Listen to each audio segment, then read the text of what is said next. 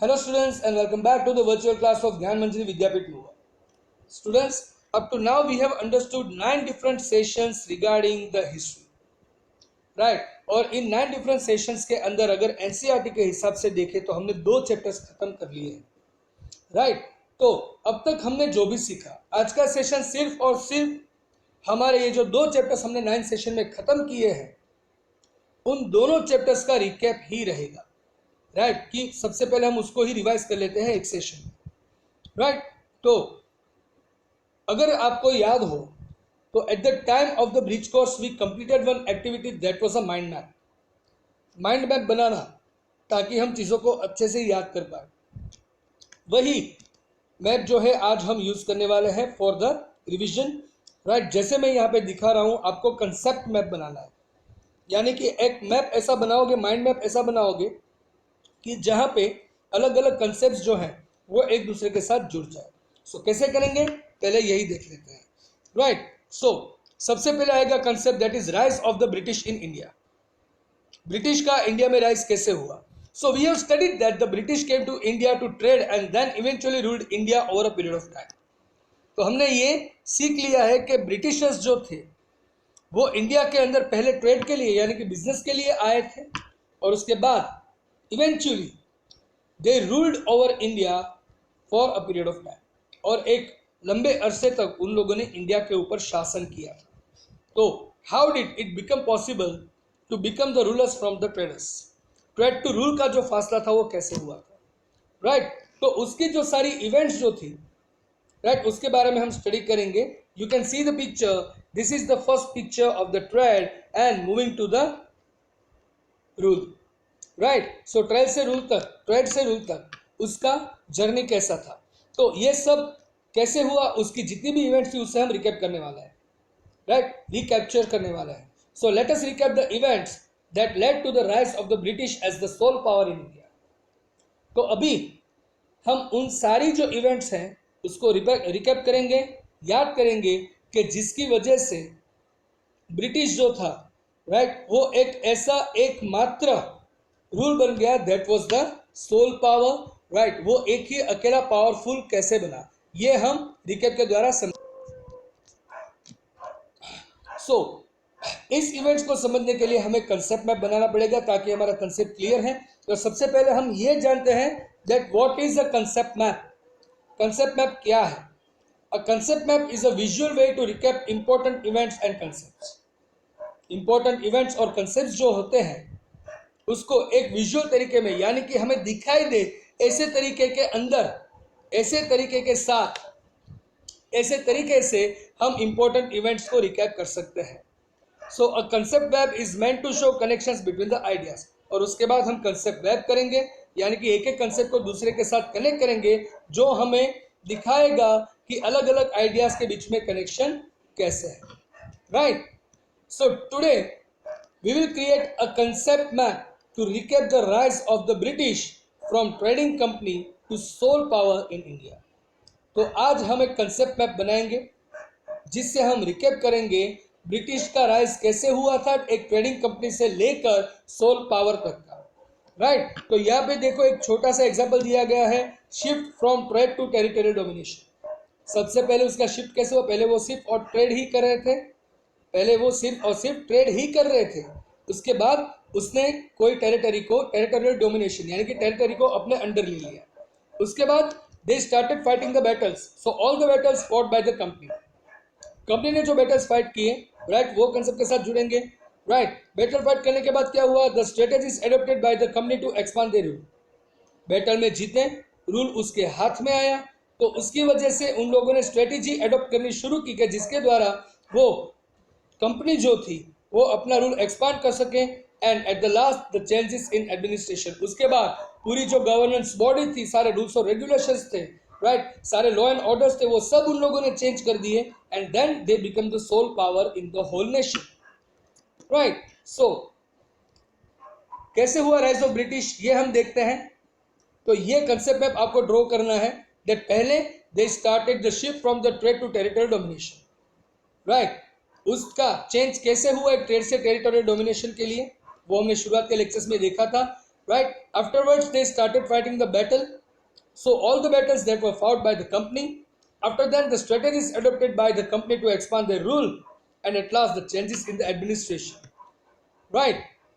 तो ये जो सारे कंसेप्ट हैं, उसको लिखने के लिए आपको SB6 से लेकर SB14 तक के कंसेप्ट टाइम्स को यूज करना होगा, राइट? तो SB6 से लेकर SB14 के सारे पेजेस देख लीजिए, उसमें जितने भी कंसेप्ट टाइम्स है उसको यूज कीजिए, उसके द्वारा कौन से कंसेप्ट टाइम में क्या कंटेंट है और उस कंटेंट को कहाँ लिख सकते हैं, जैसे कि कौन से ऐसे पार्ट्स है जो हम शिफ्ट में लिख सकते हैं, यानी कि फर्स्ट जो पोर्शन है वो shift from trade to territorial domination.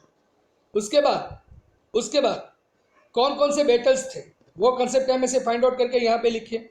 उसके बाद क्या क्या स्ट्रेटेजी अडोप्ट की वो उसके नीचे लिखिए, और उसके बाद एडमिनिस्ट्रेशन में क्या क्या चेंजेस किया वो आप लास्ट सेशन में लिख सकते हो, and that is how you will be able to prepare the concept time, right? तो सैंपल आंसर यहाँ पे दिया गया है, आपका आंसर शायद गलत हो सकता है, राइट? सॉरी, नॉट द गलत, I am sorry for that word, आपका आंसर शायद अलग हो सकता है, राइट? सो अगर मैं बताऊं आपको the demo answer, so the shift from trade to territorial domination, trade से लेकर टेरिटोरियल डोमिनेशन तक कैसे पहुंचे? So when the company realise that it would need puppet rulers who would support it, it started interfering in the internal affairs of Indian kingdoms.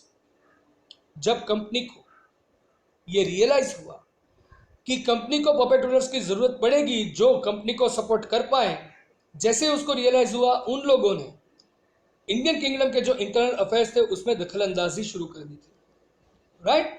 तो दखल अंदाजी करने के बाद they started fighting the battles. So company ने कौन कौन से बैटल्स फाइट किए? तो सबसे पहला था बैटल ऑफ प्लासी, उसके बाद बैटल ऑफ बक्सा, उसके बाद एंग्लो मैसूर वॉर्स, और उसके बाद एंग्लो मराठा वॉर्स।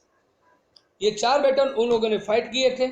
उसके बाद उन लोगों ने जैसे ही अपने हाथ में टेरिटरीज आने लगी, दे started the changes in the administration, right? तो क्या क्या एडमिनिस्ट्रेटिव चेंजेस किए थे उसने? तो पहला था एडमिनिस्ट्रेटिव यूनिट्स यानी कि प्रेसिडेंसीज बनाई। दूसरा, उसने अलग अलग कोर्ट के लेवल्स बनाए, अलग अलग लेवल की कोर्ट्स बनाई, right? Deewani court and the फौजदारी कोर्ट, राइट? ये दोनों बनाने के बाद उसका मेन कोर्ट कौन सा था? एक डिस्ट्रिक्ट में 2 कोर्ट होती थी, और उसके ऊपर कौन सी कोर्ट आती थी? The supreme court, that was in Chennai, right? After that, sorry, not the Chennai, but Chennai or Kolkata, right? What was that? You are supposed to give me the answer, right? So that was Kolkata, definitely. Afterwards they started the administrative changes of the office of the collector, and at last it was changes in the army. ये सब change करने के बाद they started adopting the strategies, right? उससे पहले they started adopting the strategies, right, so that they could expand their rule. तो उसने क्या किया? सबसे पहले सब्सिडरी अलायंस बनाया, फिर डॉक्ट्राइन ऑफ लैप्स बनाया, राइट? सब्सिडरी अलायंस क्या था? हमने लास्ट में देखा था कि no king can keep their own army, they have to pay the maintenance, and if they fail to pay they will have to give 1 part of the territory as a penalty. Subsidiary alliance के बाद, right, the doctrine of lapse, यानी कि अगर कोई राजा का male child नहीं है तो उसके हाथ से पूरा जो किंगडम है वो निकल जाएगा, and that would go under the company, and the claim to paramount, right? खुद के सर्वोच्च होने का क्लेम, राइट? तो ये तीनों स्ट्रेटेजी जो थी जिससे उसने अपना रूल एक्सपांड किया, और उसके बाद उसने एडमिनिस्ट्रेटिव चेंजेस किए जो मैंने आपको पहले बताया, right? So this is how the concept map is made from my side. Now you are suppose to make the concept map. इसको बनाने के बाद रिकैप के लिए हम कुछ क्वेश्चंस हैं जो स्टडी करेंगे। So definitely I am going to give you those questions, और वही आपका आज का होमवर्क रहेगा। So let us jump towards all those questions. So students, here are your questions for the homework, right? तो सबसे पहले मैं सारे क्वेश्चन समझा देता हूं, वो आप लिख लीजिए और फिर उसका आंसर लिख के आपको मुझे भेजना है, राइट? तो ये 2 सेंटेंस यहाँ पे दिए गए हैं, आपको बताना है ट्रू है या false. Surveys and censuses are examples of non official records of history. Census और सर्वे के जो रिपोर्ट्स थे वो एग्जाम्पल है कि जिसे हम non official record of history कह सकते हैं। सही है गलत? Second, the company gave more importance to cavalry over infantry in its army. Infantry के बदले कैवलरी पे कंपनी ज्यादा महत्व रखती थी. ट्रू और false? The second is filling the blanks. Right. So the first is the blank is responsible for the collection of taxes and the maintenance of law and order in a district. एक district के अंदर blank person था कि जो responsible था, जिससे tax भी collect होने थे और लॉ एंड ऑर्डर भी मेंटेन करना था. The arm forces maintained by the company for Indian rulers were called blank forces. Arm forces के जो कंपनी के द्वारा इंडियन रूलर्स के लिए मेंटेन की जाती थी उसे ब्लैंक फोर्सेस कहा जाता था. Right. The next question is why did the focus of the British shift from trade to territorial domination. British का फोकस ट्रेड से लेकर टेरिटोरियल डोमिनेशन यानी कि रूलर बनने के ऊपर कैसे शिफ्ट हुआ.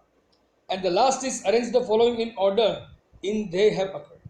नीचे के जो अलग अलग इवेंट्स दिए गए हैं वो उसके अक्रंस के हिसाब से, यानी कि सबसे पहले जो हुआ था वो सबसे ऊपर और सबसे आखिरी जो हुआ था वो सबसे नीचे जाएगा. तो वो कैसे बने थे ये सारे बनाओ, उसके ऑर्डर में आपको दिखाने हैं.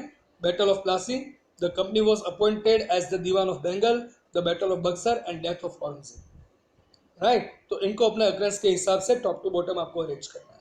राइट. सो गाइस, सिर्फ 5 to 10 मिनट्स का होमवर्क रहेगा आपका. Do it and send. So यहाँ पे हम चैप्टर नंबर 2 हमारा खत्म कर रहे हैं हिस्ट्री का. From the next session we are going to start the new chapter, but now it is all for today. Right. So I hope you are very much clear with the chapters as well as the revision and also the homework. Right. So that's it from my side, guys. I'll see you in the next session with the new topic. Till then, it's time to say goodbye. So goodbye. Take care. Have a nice time. Stay home, stay safe, and yes, don't forget to share your homework. Thank you.